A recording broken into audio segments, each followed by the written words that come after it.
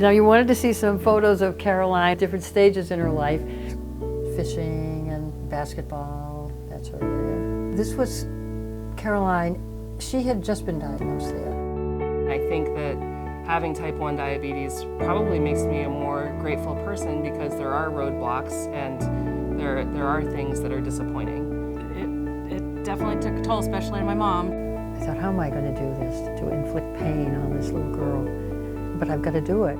I am most grateful for my family. They made sure that my life was very normal. They weren't going to let her wimp out, let me put it that way. Well, neither was he. In my opinion, the success of her life and her career has been partly a result of having been diagnosed with diabetes.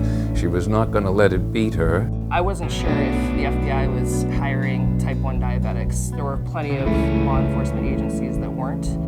The day that I got the phone call, I burst into tears. I said, I'm sorry, I just can't keep it together. And she said, I'm kind of crying too. She said, I've never had this experience of being able to call someone that's diabetic and tell them that they passed the medical. That was something that has kind of shaped me since then, just being determined. A person like her is always going to be successful no matter what she does because she's focused and she's not going to let obstacles prevent her from reaching her goals. I am forever indebted to the FBI for taking a chance on me. I think they took a good chance. I think people like her are changing people's mindsets. Whether it's a sensor or an insulin pump or whatever, I think that things are changing, and I think that now law enforcement agencies and even the military have got to consider each person on a case-by-case basis.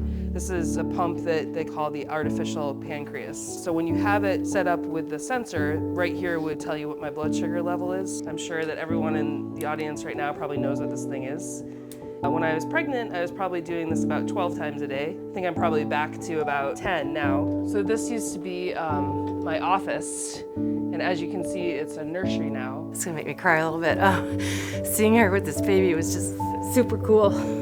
There's a lot of complications that can come from a diabetic mother, but they do say that the better control that you're in while you're pregnant, the better it is for the baby. She's just determined to be a high achiever. I don't know if that's as a consequence of diabetes or... I don't know either.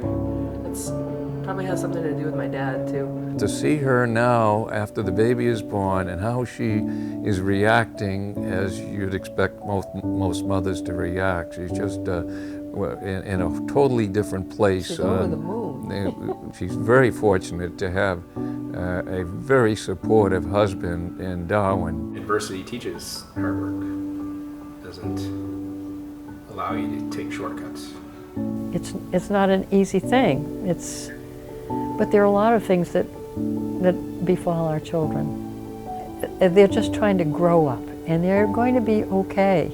I'm not sure she ever thought she was going to be here in this place, and I'm not sure any of us did. I wasn't convinced from the beginning that I would be able to be an FBI agent, but here I am. I'm on a SWAT team. I got married. I have a very healthy 2-week-old baby. I can't imagine anything that could make my life more complete. It really is all about how you decide to deal with it and the mentality that you're gonna have on those days that are really tough. Your cross that you're carrying is going to make you stronger.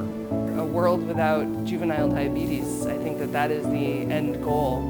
The cure is so close, but the research money is so important. Now that I've been involved with the JDRF, I can see what a huge support system that is for families that are dealing with type 1 diabetes. We've got to stay determined, we've got to stay focused, we've got to support each other.